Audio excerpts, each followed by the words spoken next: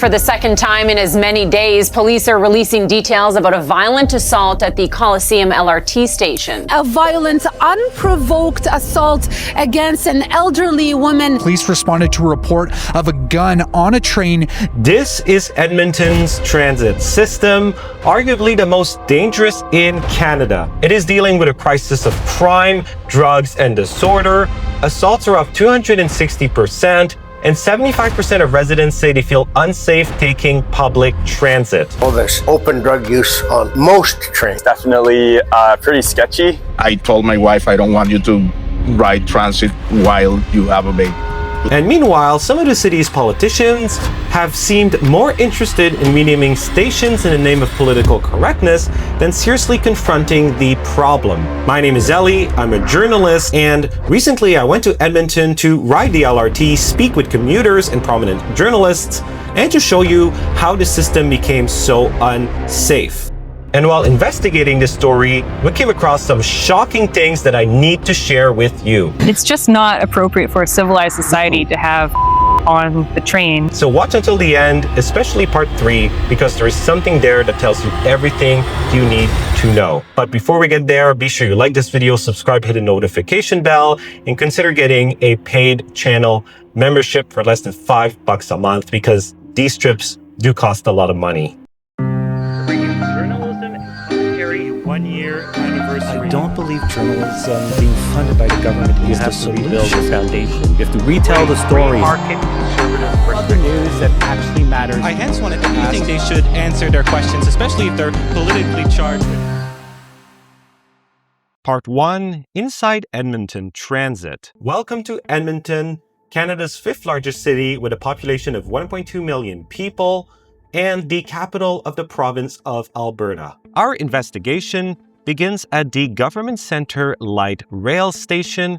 It is the LRT station located next to the Alberta Legislature and where we got on the train. This station is one of 29 light rail stations in Edmonton and one of 6 that is underground.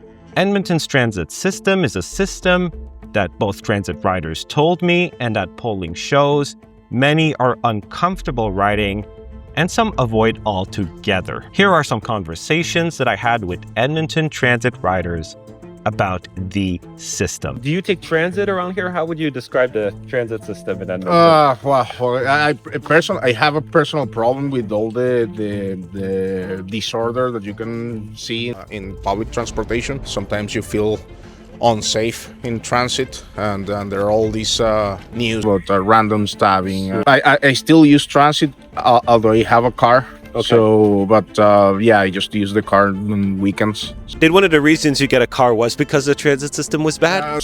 Kind of. Actually, my wife we had a kid recently 1 year ago. Congratulations! And, thank you. And yeah, I told my wife I don't want you to ride transit while you have a baby. So that's why we got a car.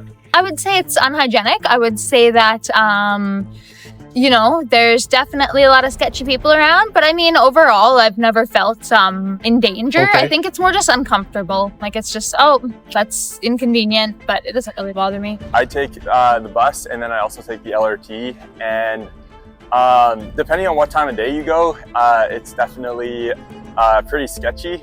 Generally, unless you're there during the busy times, like the morning and the evening. But yeah, otherwise it is pretty sketchy, to be honest. A lot of homeless. And, yeah. What's the most absurd thing you've seen on the transit system? Like an incident or something you saw during your commute? Yeah, I mean, I've seen a guy walking around and he was like touching people's things and just like sometimes you'll see, like the odd time you'll see like needles and whatnot, but yeah, it's pretty sketch. I mean, it's sad, and when City Council talks about they want to increase ridership, I think instead of asking whether or not the ridership is the level of the ridership, I think they should ask themselves whether or not it's safe to be on there. You know, I've been on trains where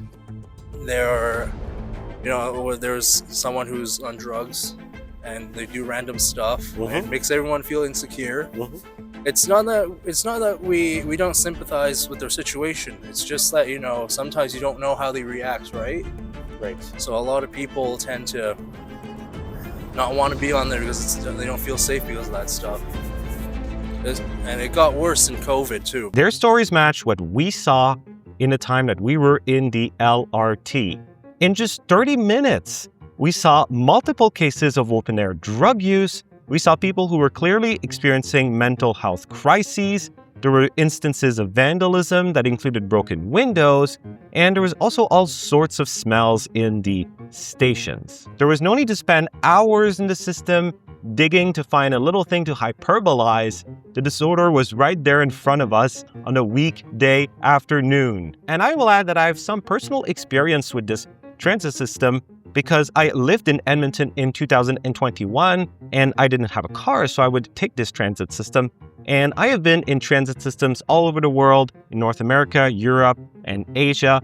And this is the only system, it remains the only transit system where I genuinely feel unsafe. And after speaking with prominent Edmonton journalists, Lorne Gunter of the Edmonton Journal and Jamie Sarkanak of the National Post, well, I've come to the conclusion that both the transit riders I interviewed and that myself personally had every reason to be concerned. I would not now suggest to any member of my family, particularly the women in the family, that they use the LRT. You know, there's open drug use on most trains. I talked to a young woman the other day who said, I now walk more than 20 blocks from the nearest bus stop I can get to my office because the LRT is just so unsafe.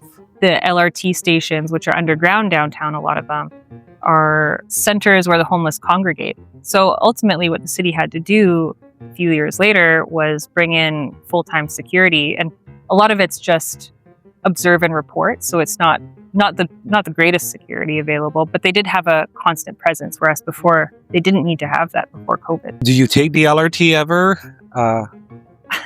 I stopped taking the LRT during COVID, partially because of this issue. Yeah. Because every time I go on, there is usually someone muttering to themselves or some disordered behavior, or maybe someone peed somewhere, you know, the stench going down the stairs, down to the urban or to the central stations. A lot of time there's drug paraphernalia. And again, it depends on the day. It really depends on the day, but it is not great. It doesn't feel clean or safe. And I'm fortunate enough to have a car, so I use my car. Recently, I have had a picture sent to me of just human feces on the train. Yeah, someone just dropped one. And it's just not appropriate for a civilized society to have poo on the train, but here we are. But it's even just the small things, right? I haven't seen a huge crisis on the train, at least in recent memory. There have been stabbings, but I've not been present for those. But it's the muttering people. It's the people hauling around a garbage bag, mumbling to themselves about how they're going to get you and stab someone. And they're not talking to anyone in particular, but they just have an aura of, I might stab you. I might hurt you. Recently, I had a friend who had to step in a situation where it was a homeless lady who started just screaming at some small woman who was just coming off from work. She was a normal person, and she was crying because this woman was just getting in her face and harassing her. So my friend stepped in and pushed her back and said, "You're going to stop now."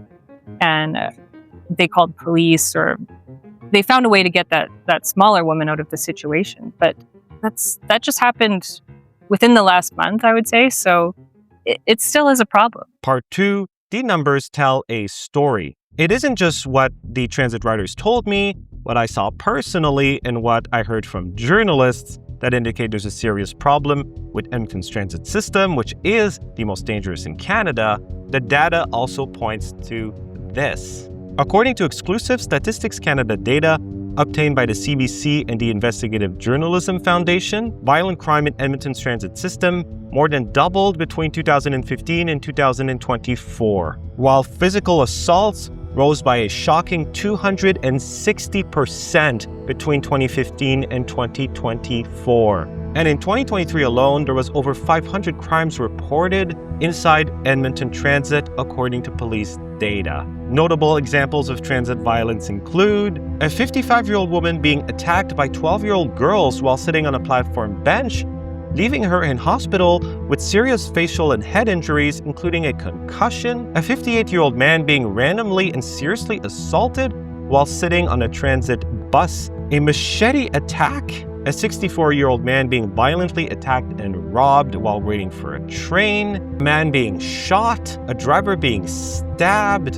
and a man being found with a firearm at one of the underground stations, which is quite serious. And these are just a small example of the incidents that have happened in Edmonton Transit. And here is one shocking statistic. Edmonton Police says that 22% of offenders are responsible for nearly half of all transit crimes. So Edmonton Transit has an issue with repeat criminal offenders, which seems to be a problem all across Canada. Amidst all of this, a poll in 2024 conducted by City News found that 75% of Edmonton residents do not feel safe taking public transit, and that 88% believe that there are too many repeat violent offenders being released on bail. Part 3, how Edmonton got here. So how did it get this bad?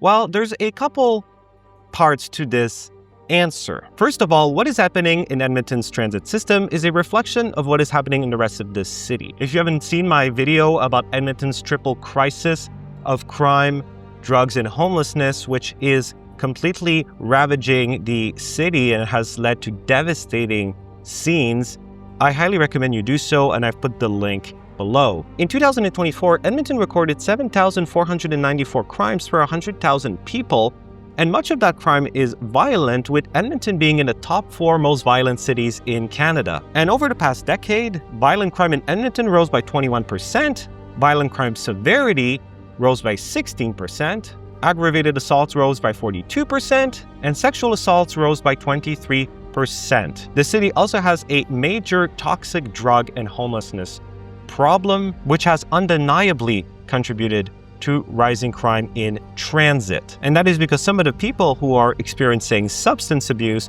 homelessness, as well as mental health challenges, well, they're spending time in the Edmonton LRT. Secondly, there is no controlled access to the LRT. Unlike lots of other transit systems around the world, there are no fare gates. Anyone can just walk down to a platform and get on a train. Fare gates, which are used in other transit systems, including in many Canadian cities, well, they make it harder for people to enter stations simply to loiter, to do drugs, vandalism, or cause other problems. San Francisco's transit system offers an interesting case study here. In 2025, overall crime in the system fell by 41%, in part due to the installation of 715 new fare gates. But Edmonton does not have such fare gates. Third comes the COVID-19 pandemic. And Edmonton is a government town, so during the pandemic, all the government workers were working from home, and the students, the university students, well, they were doing their classes from home, meaning that there was much less people on the LRT. And from what I've heard from Edmonton residents, the system kind of became neglected. The city kind of stopped really taking care of it as much. There was less riders on it, and people began using it as a de facto homeless shelter during the day. And that caused some issues because, as we previously mentioned, some of the people who are experiencing homelessness, well, they're also experiencing substance abuse issues or mental health challenges. Fourth, we have the federal Liberals' criminal justice reforms that made it easy for people to get bail, like Bill C-75, which critics say made it virtually impossible to hold anyone in pre-trial custody, and that contributed to these repeat offenders. And fifth, we have Edmonton's incompetent woke politicians. In 2020, at the height of the Black Lives Matter movement, Edmonton City Council voted to defund the police. And that proved to be, just like it did in other cities that embraced this woke bandwagon, well, not a productive idea. But that's not all. The next situation really shows where the priorities are.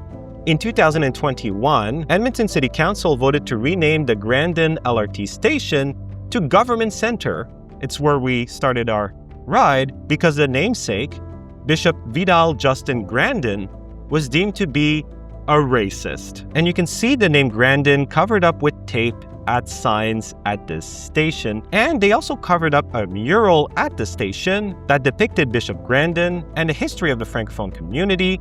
That mural was deemed offensive, so they covered it in orange in the name of reconciliation.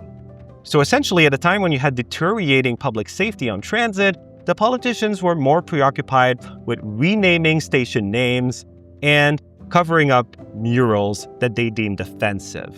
Talk about a complete failure of priorities. So we're here in Edmonton, and my producer and I just took a ride on the LRT system, and it's a mess. Just like the rest of the city, there's a lot of problems with this once amazing city. But thank goodness the government center station was renamed to remove the name of someone that was seen as a racist. I'm so glad this city has its priorities straight. They're canceling station names, but they won't cancel the mess that the city's in. Part 4, how Edmonton can fix this. So what is being done about this? Well, it looks like they're finally doing something about it. Back in 2023, the Alberta government, amidst shocking posts from people's commutes, well, they realized there was a problem here, and they decided to start taking action, and they deployed over 100 additional police officers on transit in Calgary and Edmonton. And this year, the city of Edmonton has opted to add an additional 30 peace officers on transit to improve safety and public confidence. And in May, the city of Edmonton announced a new crime approach that targets hotspots, with Edmonton's police chief saying, quote, "We will no longer be tolerant of what is happening in our streets or in our city. Normalizing disorder doesn't make it go away, it makes it worse, and it erodes community pride."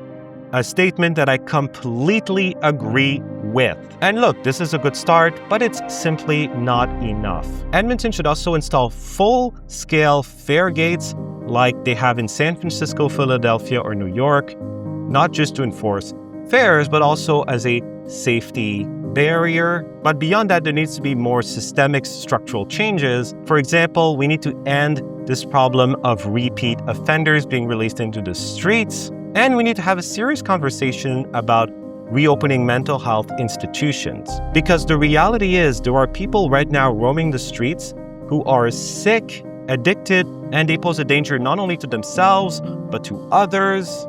And leaving these people on the streets is morally reprehensible.